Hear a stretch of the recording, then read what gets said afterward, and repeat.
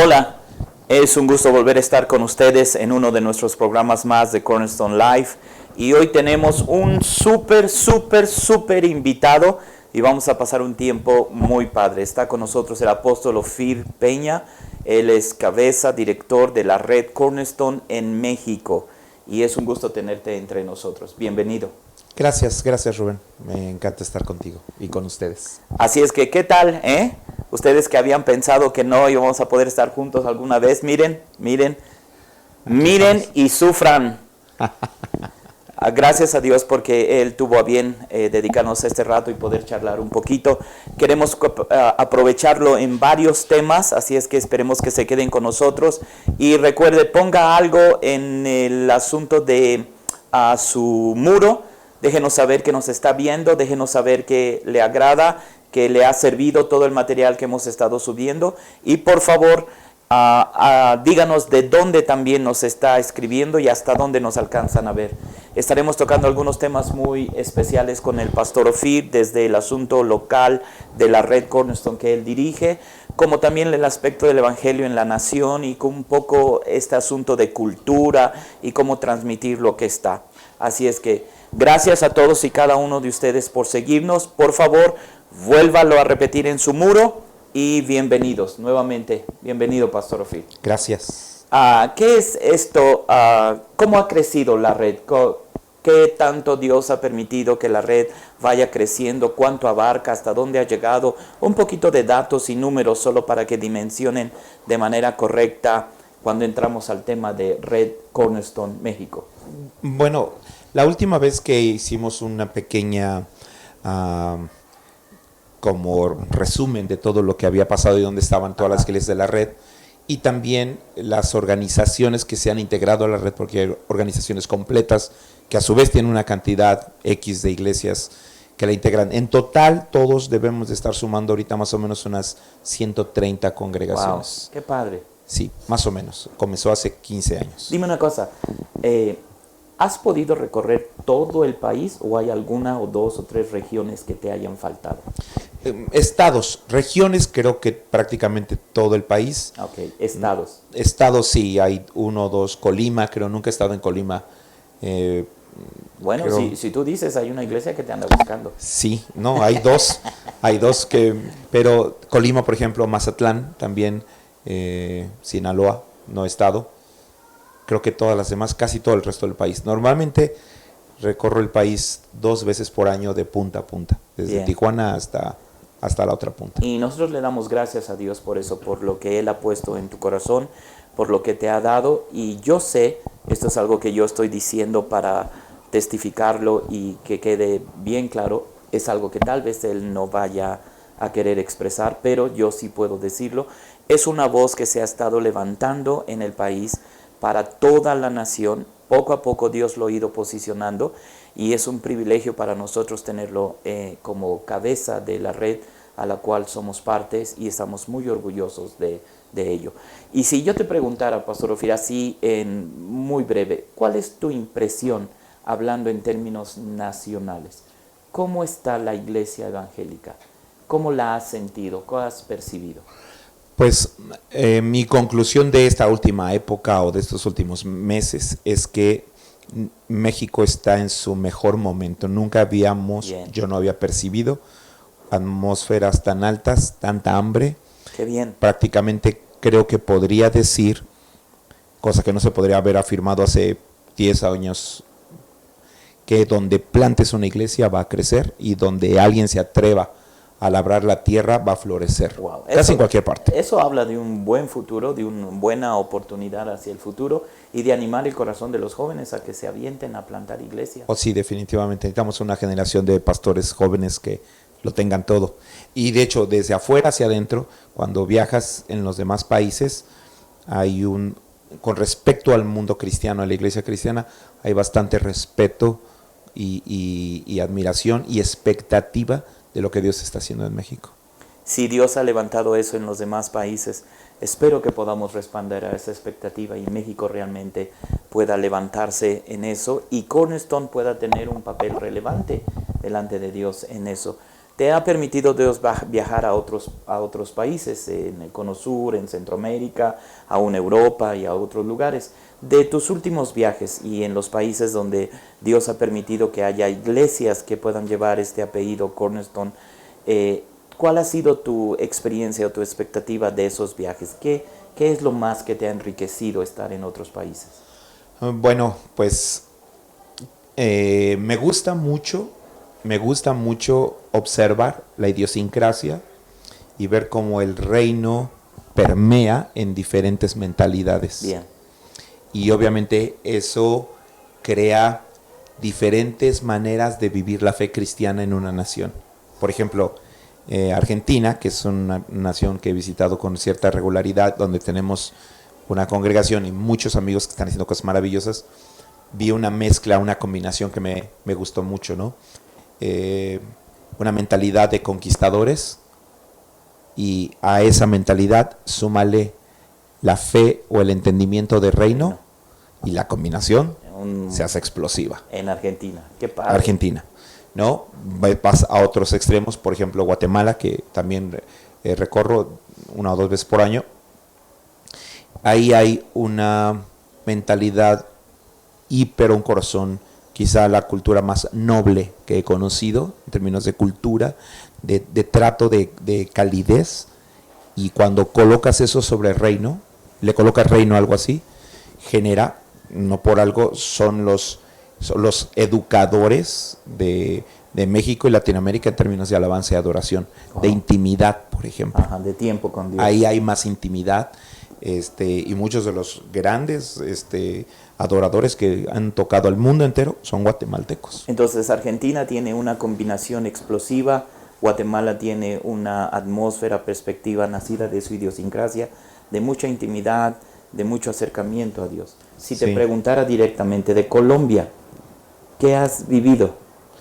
Bueno, en Colombia creo que lo que he visto es he estado en una de las iglesias más grandes de Colombia y en las iglesias que Dios nos ha permitido comenzar a cuidar, atender y ayudar a levantar. Y creo que la cultura de Colombia es una cultura de más calidez. Cuando llego a Colombia sé que voy a reír mucho, sé que voy a convivir mucho. Ajá. Y cuando le añades reino a eso, creo que se construye una atmósfera como de mucha familia, algo más cálido, y hay como no mayor por comparar con otros países, pero hay una gran apertura y libertad al mover del Espíritu Santo. Bien. Y esa es una buena combinación. Sí, entonces voy a 2 consideraciones que me gustaría pensar. Si pensamos que Dios le ha dado a cada país, usando la idiosincrasia del lugar, más el reino que se suma, le ha dado características especiales hacia ellos. ¿Miras tú en el futuro un momento donde se puedan alinear la fuerza explosiva de Argentina, la hermandad o la felicidad de la convivencia dinámica de Colombia, con una búsqueda de Dios de Guatemala, con una presencia mexicana y lo que Dios ha dado el corazón? ¿Miras hacia adelante que eso se pueda mezclar? ¿O todavía tenemos años de que cada quien camine en lo que Dios le ha dado? Pues es una pregunta muy, muy interesante, porque creo que después de muchos años de recorrer gran parte del mundo, desde Asia, Europa, etcétera, etcétera, Canadá, Estados Unidos y México, pienso que si tomáramos esta peculiaridad o particularidad del reino en cada cultura y lo que fue el resultado de eso, y eso se convirtió en una llave en una nación. Ajá. Para Colombia se convirtió en una llave, para Argentina en una llave, Guatemala una llave, ¿no? En Argentina se convirtió en una llave que produjo avivamiento, fe, milagros, sanidades. En Colombia, iglesias con moveres y presencia del Espíritu Santo, obviamente con las manifestaciones de Dios. Guatemala, alabanza y adoración. Entonces, los resultados son los que me atrapan, los Bien. Que realmente me cautivan. Claro. ¿No? Entonces, si los puedes combinar todos ellos, pienso que si los podemos combinar todos y traer de cada cosa, si lo logramos creo que se puede construir una iglesia increíblemente loca. Déjame poner una coma. Vamos a seguir con ese tema, pero hace falta tratar de definir si es posible. ¿Qué aportaría México? Un poco Cornerstone, un poco el Evangelio nacional, el país de México. Si podemos definir Argentina, Guatemala, Colombia, ¿qué aportaría México en esta mezcla que Dios está tratando de alinear? Yo creo que México está aportando un elemento vital al mundo, que es un entendimiento más sensato y más claro de paternidad espiritual. Wow, bien. Creo que esa es la llave de México. Al menos es lo que percibo cuando viajo, porque siempre que viajas dejas algo y tomas algo, ¿no? Intercambio. Y entonces regularmente, sé que tú viajas muchísimo también, sabes que lo que la gente toma de México tiene que ver con este corazón de paternidad. Y sumado nuestra idiosincrasia, hablando de cultura y hablando en lo natural de nosotros, bueno, el pueblo mexicano es muy familiar en ese aspecto, el núcleo familiar todavía es fuerte. Y entonces creo que aún espiritualmente y en el reino el asunto de paternidad viene a ser un elemento muy padre de aportar y sumar a esta suma de llaves en el reino. Sí, yo creo que México va a aportar ese elemento, quizá hay otros, pero ese es el que yo veo desde esta trinchera en la que yo trabajo. Ese es el que va a aportar al mundo, porque se necesita, así como Guatemala, todo el mundo necesitaba una alabanza y una adoración que Guatemala nos regaló, ¿no? Yo voy a Argentina y les pregunto quién es la persona que hizo la diferencia en la alabanza y adoración, y te dicen fue Marcos Witt, que vino de México. Ajá. Pero luego llegas a Guatemala y te das cuenta que Guatemala educó a México en muchas de esas cosas. Aunque hay historias que dicen que de Oaxaca salieron los primeros que llegaron a Guatemala con la alabanza y adoración, pero es otra cosa. Pero bueno, es muy interesante la historia. Creo que México aporta el entendimiento de una paternidad, y también hay que decirlo con todas sus letras: en cada lugar y en cada nación su fortaleza también es su mayor debilidad. Correcto. Y guardada toda proporción y cuidando Entiendo. los extremos, cuidando el desequilibrio, el desbalance, México puede aportar esa llave al mundo. Si yo te pidiera que de manera breve pudieras tú decirnos una clave, una o dos claves, hablando en el reino y hablando de paternidad, que lo pudieras expresar de manera breve y dijeras la esencia de la paternidad en el reino es esto y esto, para que quien nos escucha, porque hay gente que nos escucha en Bolivia, en Brasil, en algunas otras partes, en Estados Unidos y muchos aquí en México, ¿cuál sería una o dos claves de lo profundo de un corazón que puedan darle éxito a la paternidad espiritual? Bueno, creo que hay dos elementos que yo aprendí, después los viví. La primera es, trabajé 30 años con mi papá, con su papá, luego 30 y tantos años, aunque de manera simultánea, con mi mentor, y ya 15 años con mi pastor. Así que tienes que vivirlo para poder hablar de eso, ¿no? Bien. Para poder hablar Bien. de eso con cierto peso, cierta bagaje detrás de ti, ¿no? Ajá. Algo que te respalde. Mis dos conclusiones son estas, porque es una pregunta que me hacen mucho los pastores, o que pregunta mucha gente. ¿Cómo encuentro paternidad? ¿Cómo la encuentro? ¿Cómo sé? Creo, en mi experiencia, que se han usado parámetros equivocados. La emergencia no es un parámetro. Ajá. La emergencia te puede llevar a un hospital, pero no a una casa. Correcto. Y el hospital te puede cobijar, te puede alimentar, pero eso no significa, no es permanente. no es tu casa. Es una relación temporal. Y el doctor puede ser el mejor médico que te dé la mejor atención, Pero eso no quiere va a ser decir tu que papá. sea tu familia. Exactamente. Entonces, urgencia o emergencia no necesariamente es un parámetro para paternidad. Los dos parámetros que yo ubico más claros es las entrañas de un hombre. Así como su interior. Sí. Cuando María y Elizabeth se encuentran, excelente. y María saluda a Elizabeth, Ajá, con y la Elizabeth dice: salutación. mi bebé saltó dentro de mí porque reconoció la voz de su Señor. Qué precioso. Entonces, paternidad se encuentra no con la voz que mueve tu intelecto, Bien. o con la voz que fascina con la historia, aunque esos elementos puedan estar presentes y sean deliciosos cuando alguien los tiene y te los da, pero la voz que te mueve las entrañas y que puede mover las entrañas verdaderamente, para que si un día te tiene que decir no, no te pese obedecer, o te cambie la ruta, Precioso. no te pese obedecer. La voz que te mueva las entrañas. Hay 2 o 3 pastores de iglesias muy grandes, amigos míos, que sus pastores tienen iglesias muy pequeñas. Curioso, contrastante, ¿no? Curioso.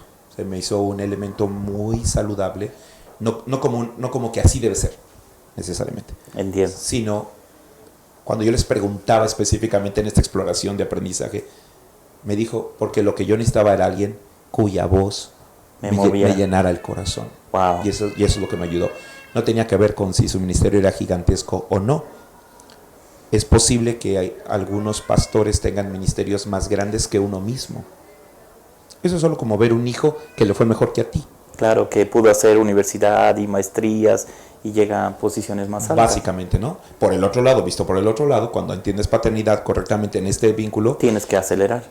y además los que son verdaderamente hijos, cuando crecen, no dejan de serlo. Los que no son hijos, cuando crecen, dice la Biblia, hay una expresión en la Escritura, dejaron de pagar tributo cuando se hicieron fuertes. No, sí. Ajá. Y va a haber pastores que se van a hacer fuertes y van a decir, ¿por qué tengo ahora que obedecer o por qué tengo ahora que respetar o dar el mismo cuidado si el Espíritu Santo o Dios se está moviendo conmigo tan fuerte? Ese es un sello de un verdadero hijo. Por eso debe haber una conexión en las entrañas. Y la otra conexión para un entendimiento claro de paternidad es la dieta. La dieta significa el alimento. Lo que comemos. Básicamente, ¿De quién estás comiendo más? ¿de quién comes y qué comida comerías siempre? Ok. Por ejemplo, si me dicen si yo comería siempre comida de Estados Unidos, no la comería. Comería siempre comida mexicana, básicamente. Porque en realidad lo que comes determina lo que ves. Entonces, el alimento determina la forma en la que vas a ver la vida, Lo que percibes. cómo vas a percibir y cómo vas a entrar en la vida o en la historia, o en tu historia, cómo vas a entrar. Entonces, bueno, cuando Israel sale de Egipto, lo primero que Dios hace es cambiarles la dieta. Se espera primero hasta que se les acabe el maná. Ok. Y se esperó, porque les pudo haber dado maná desde el primer día, pero cuando todavía cargas cosas de Egipto, Dios dice, me espero a que se te acaben tus provisiones para que tengas hambre y digas. Entonces les da el maná y les cambia la dieta. Nosotros como papás le comprábamos el alimento, decidimos cuál es la despensa que compramos para nuestros hijos. Y nuestros hijos se acostumbran a comer básicamente lo que comemos los papás. A eso me refiero cuando hablo de la dieta y de cómo la dieta es una forma. ¿Qué comida, qué palabras, de quién podría comer todos los días de mi vida? Y yo seguiría diciendo, fue rico y fue delicioso para mí. ¿Tú has sentido estas dos características? ¿Las has sentido entonces de las personas a las que tú has recibido esta paternidad? ¿Tú lo has experimentado dentro de ti? ¿Lo has sentido? Sí. ¿Y lo has sentido de alguien más hacia ti? O sea, ya no en el sentido de paternidad, sino de tú ejerciendo paternidad sobre de alguien y que ese alguien responda de esa manera. Sí, claro. Y hay que ser muy francos en este tipo de temas, sobre todo porque es un asunto de entender cobertura o la expresión de cobertura a la que unos no la ven con muy buenos ojos, otras realmente para mí eso no es una complicación. Pero Elías cubría profetas, pero no todos eran sus hijos. Bien. Y para un grupo de profetas, Elías fue una cobertura de protección, para Eliseo fue papá. Bien. Entonces son dos cosas muy diferentes, ¿no? Y los hijos de los profetas vivieron bajo el cuidado y protección de Elías, pero solo Eliseo heredó el manto. Esa es una cosa completamente diferente. Bien. No lo repartió, se lo dio al hijo. Sabemos el momento que vivimos en la nación, ¿no? Con tantos líderes de voz nacional que han cumplido cierta edad y que están en este tiempo de transición para dejar el manto. Que esta voz y este pensar y este concepto que Dios ha puesto en tu corazón pueda permear y pueda llegar a toda la nación, porque estamos en un tiempo de transición donde mantos están siendo dejados y una generación lo está tomando. Es un momento muy especial para nuestro país. Y en ese aspecto tú eres líder de la red apostólica Cornerstone en México. Debo de pensar y debo de concluir que has tratado de meter esto en el corazón de toda la red. ¿Dirías que es una característica de la red o dirías que es algo que se está apenas formando en la red?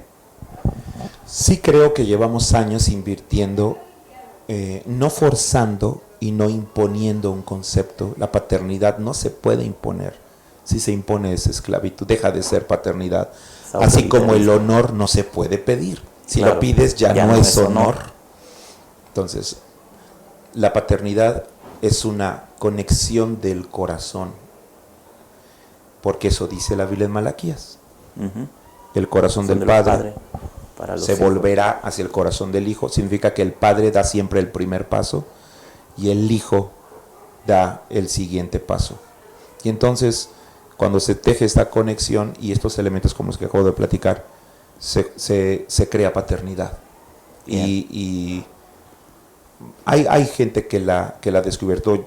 Yo sí creo, la he vivido con toda la gente que ha estado arriba de mí. Siempre busco esas dos cosas, que me muevan las entrañas y lo siento cuando la mueve, porque me bastan 2 minutos o 3 platicando con esa persona. Para revolucionar. Para que algo dentro de ti diga, puedo hacer esto o aquello, etcétera, etcétera, ¿no? Entonces sí creo que la paternidad está en la red. Tratamos de vivirla, de provocarla y de que sea tan natural, espontánea y preciosa como se pueda.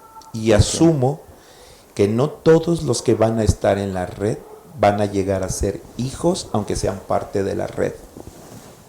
Así le pasó a Elías, así le pasó a Jesús, y así le pasó a Pablo, y así le pasó a todos. Entonces, entendiendo que paternidad y este asunto de una voz que mueve tus entrañas y no solo tu cabeza o tu conocimiento, no puede ser impuesto, debe de nacer de lo natural de una relación, lo natural del corazón.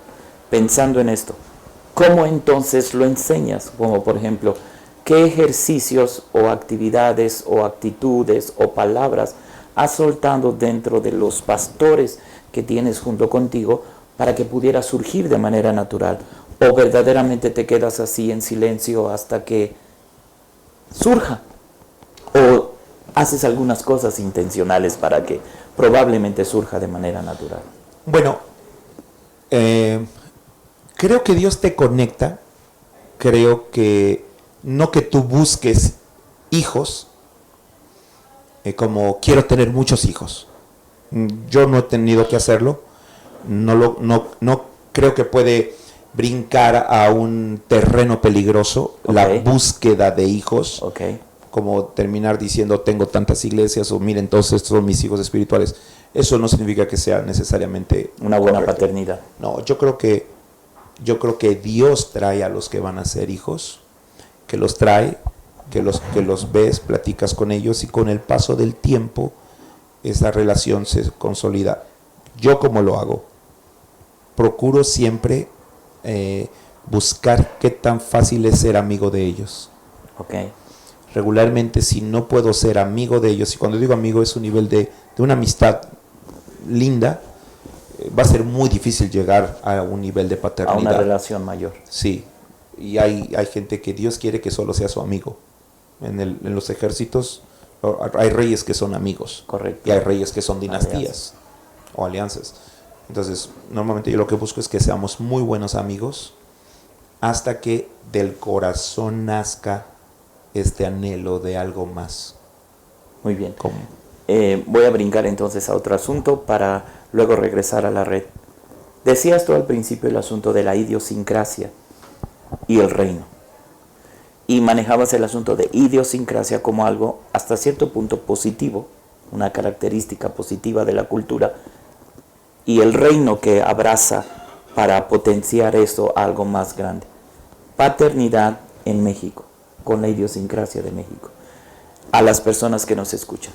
Lo que Dios le da a una persona debe cambiar la idiosincrasia del lugar o debe de simplemente enriquecer la idiosincrasia del lugar. Por esta cuestión de cultura, la cultura debe cambiar por la cultura del reino y desechar la cultura completamente anterior, o debe de hacer esta mezcla de lo mejor y de lo que potencialice. El reino tiene el poder de filtrar cada cultura.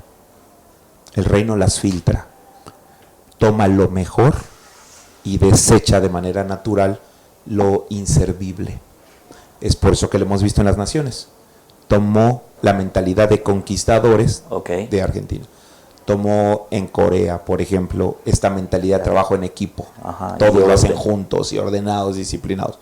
Y lo potencializó. Y así.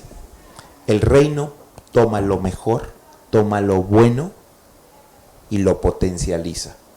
Siempre que pones algo bueno cerca del reino, se potencializa, se cataliza algo.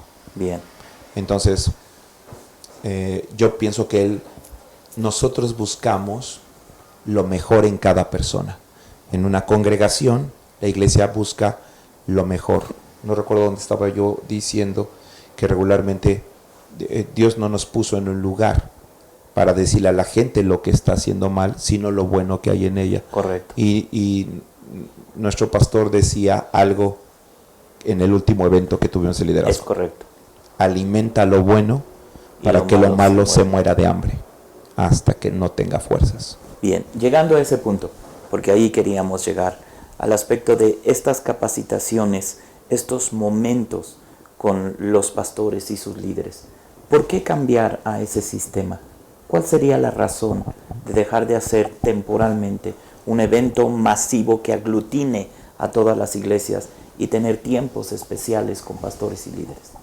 Bueno, pensamos que el mundo está más necesitado ahorita del liderazgo, de un mejor liderazgo, que solo de un evento multitudinario. Multitudes no siempre modifican entornos, pero el liderazgo siempre modifica entornos. Correcto. Entonces decidimos invertir en el liderazgo para alterar un entorno. Este año llevamos ya 2 eventos de liderazgo, tres eventos. Uno en febrero. De febrero, luego la Cumbre Global de Liderazgo, a la que nos sumamos, y luego este último evento con nuestro pastor y con los pastores de Argentina. Yo he visto más avance en invertir este año en los líderes que en un evento nacional, independientemente de la parte de logística, económica, lo que tú quieras. Entiendo. Pero sí hemos visto un incremento en mejores líderes. Creo que tiene este aspecto de que a veces, como la iglesia en general no lo mira, no estuvo presente, pareciera en la atmósfera, en el medio ambiente, como que no estamos haciendo nada. Pero realmente tus palabras al decir invertimos más en el tiempo en los pastores y líderes va a dar su fruto y va a dar una iglesia más madura y una iglesia que avance más rápidamente en sus procesos, en lo que tiene que abrazar de Dios. ¿Piensas seguir con ese esquema? ¿Te gusta ese esquema? ¿Lo vas a cambiar? Bueno, en términos de la red,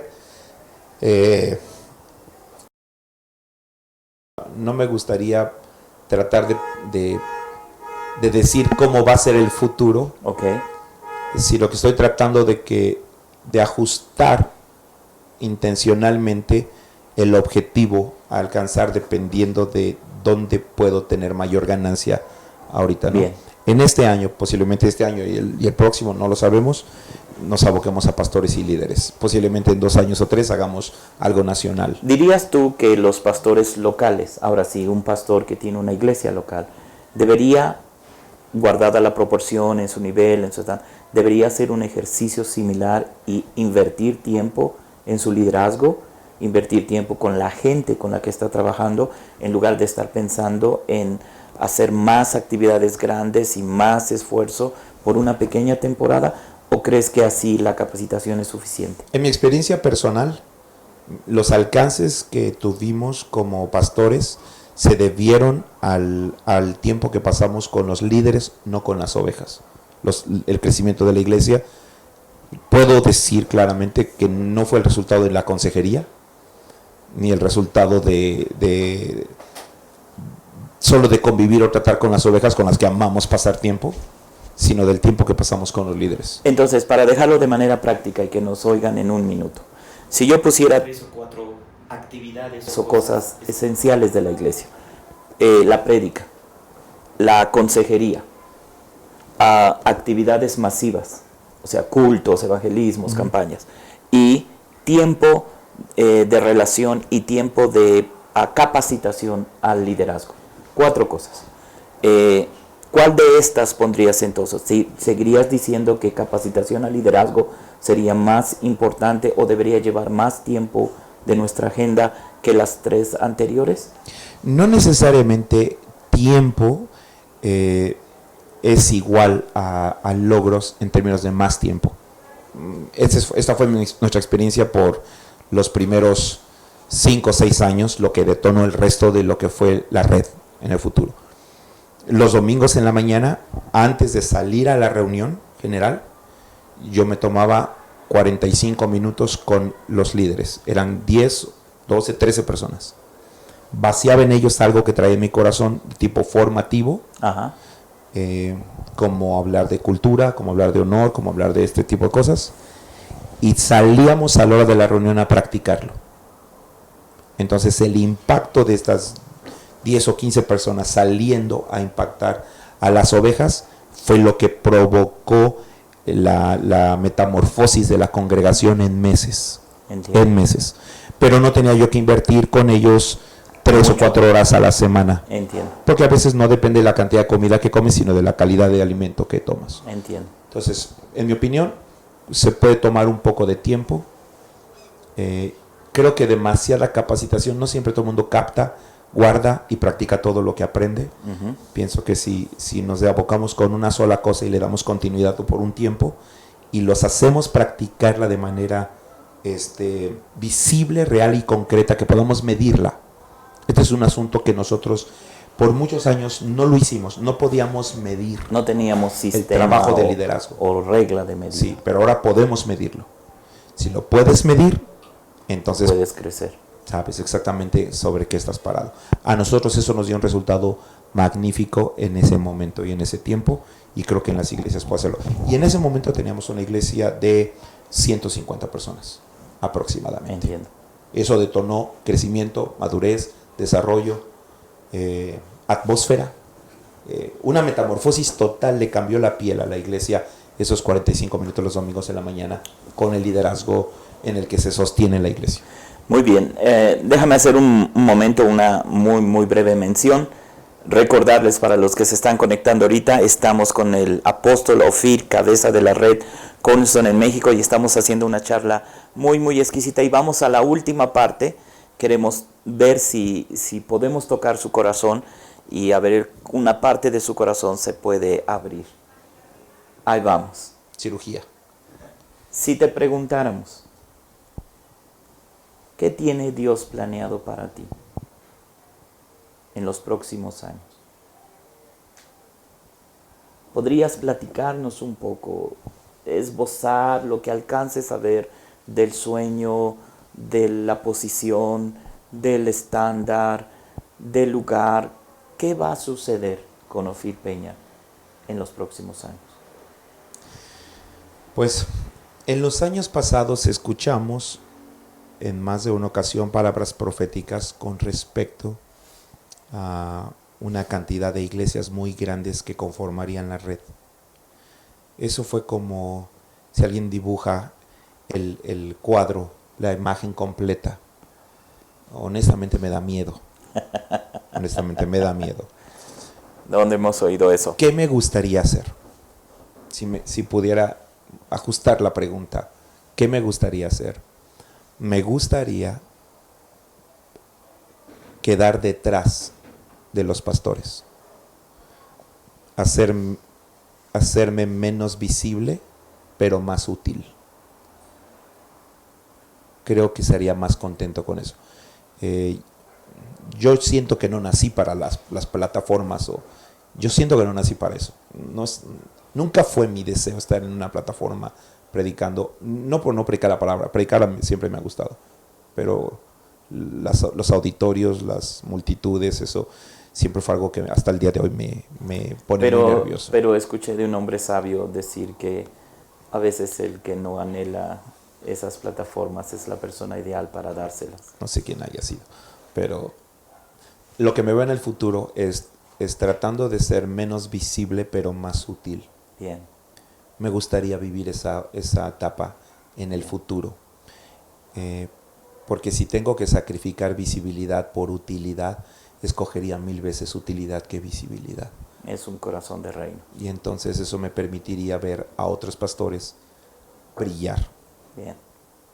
Eso me gustaría. Que el cielo te regale muchas personas que puedan caminar bajo lo que Dios te ha dado y tengan el mismo corazón. Que Dios nos permita llegar ahí y verlo, y vernos a todos, ver lo que Dios va a hacer en nuestra nación. Bien. Estamos llegando al final de este tiempo y vamos a tener oportunidad más adelante de tener otros programas con él y preguntaremos algunos otros temas hasta llegar a cosas tan como del Apocalipsis y ver qué opina de él. No es cierto, estoy jugando. Pero ha sido, gracias por este rato, gracias por esta charla. Sé que será de bendición para muchos y que, por favor, podamos tener la oportunidad en el futuro de hacer 1 o 2 programas más.